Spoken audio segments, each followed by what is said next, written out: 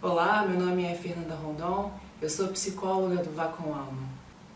Nesse vídeo, nós vamos falar sobre o modelo criado pela psiquiatra suíça Elisabeth Kübler-Ross, que comenta sobre os 5 estágios de luto, sendo que esse é voltado para o paciente.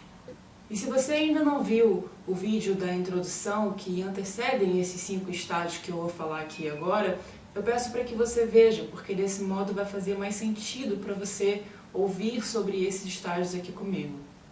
Bom, então dando início aqui os estágios, a gente ia falar sobre o primeiro, que é o da negação. De acordo com a psiquiatra Kübler-Ross, devido à nossa dificuldade em falar sobre a morte no nosso dia a dia, quando um paciente recebe, por exemplo, a informação de uma doença terminal da boca do seu médico, a primeira atitude que ele vai ter é de se proteger, ou seja, de negar aquela informação. Alguns pacientes, inclusive, podem querer recorrer a outros exames ou até mesmo a outros médicos especialistas vinculados à doença do qual o paciente foi diagnosticado.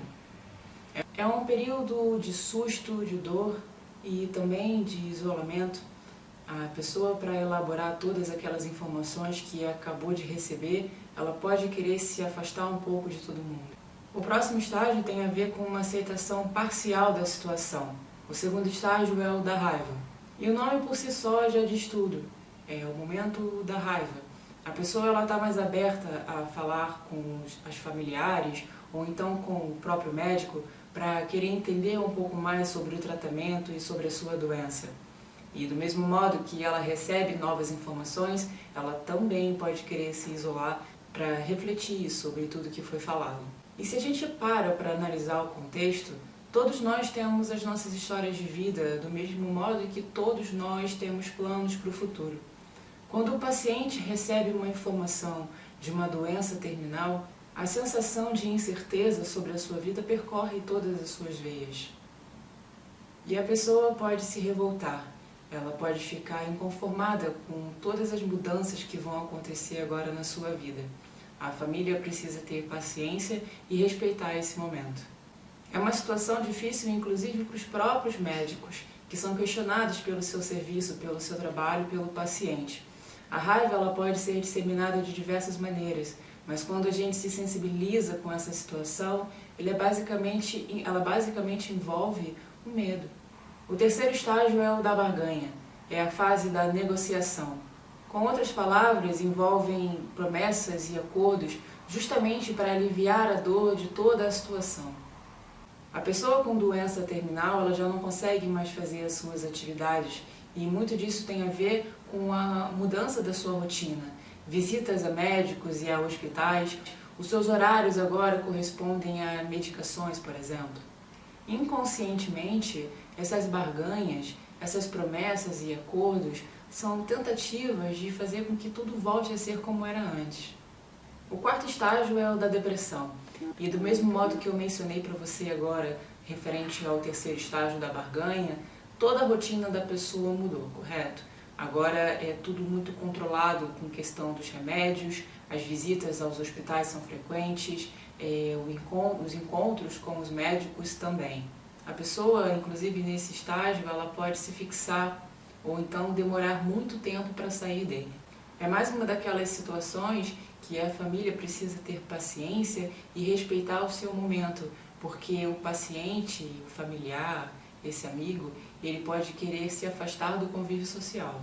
E Fernanda, o que é a depressão? Olha, enquanto psicóloga, falar sobre depressão em um vídeo voltado para estágios de luto é muito complexo. Se você é uma pessoa que acredita estar em depressão ou conhece alguém que talvez possa estar nesse estágio em depressão, eu recomendo que você busque um profissional da saúde. Agora, de maneira muito resumida, a depressão envolve sentimentos de melancolia, de tristeza, de apatia, de indiferença. O quinto estágio é o da aceitação. A perspectiva da pessoa muda, a sensação de vazio é substituído por outras experiências. É um momento de aproximação, é um momento de acolhimento. É comum que esse familiar queira aproveitar o momento e desfrutar de espaços de acolhimento com as pessoas que ama, dependendo até mesmo querer conversar com pessoas que já não se falam há muito tempo. E existe um sexto elemento que percorre todos os estágios. Do mesmo modo que ele aparece, ele desaparece. O nome dele é esperança. É quando, por exemplo, o médico comenta sobre um estudo que está sendo realizado para a cura da doença do paciente. E assim como a esperança é muito bem-vinda, se não bem dosada, ela pode tornar-se prejudicial. E eu digo isso porque o paciente ele pode ficar preso no estágio da barganha ou então na negação do prognóstico. E no meio desses estágios e avanços que repercutem o tratamento do paciente, surge a terapia do cuidado paliativo, que é basicamente quando os medicamentos terapêuticos já não conseguem mais promover a cura. Então o médico se reúne com a família e com o paciente para conversarem sobre os medicamentos paliativos que têm o intuito de aliviarem a dor. Quando a gente estuda um pouco sobre cuidado paliativo, é inevitável a comparação do Brasil com os Estados Unidos ou então países da Europa, porque eles são muito mais avançados que a gente. Mas a gente está ganhando também força. Não é à toa que aqui, enquanto eu estou gravando o vídeo, você, por exemplo, está vendo algumas informações referentes ao cuidado paliativo.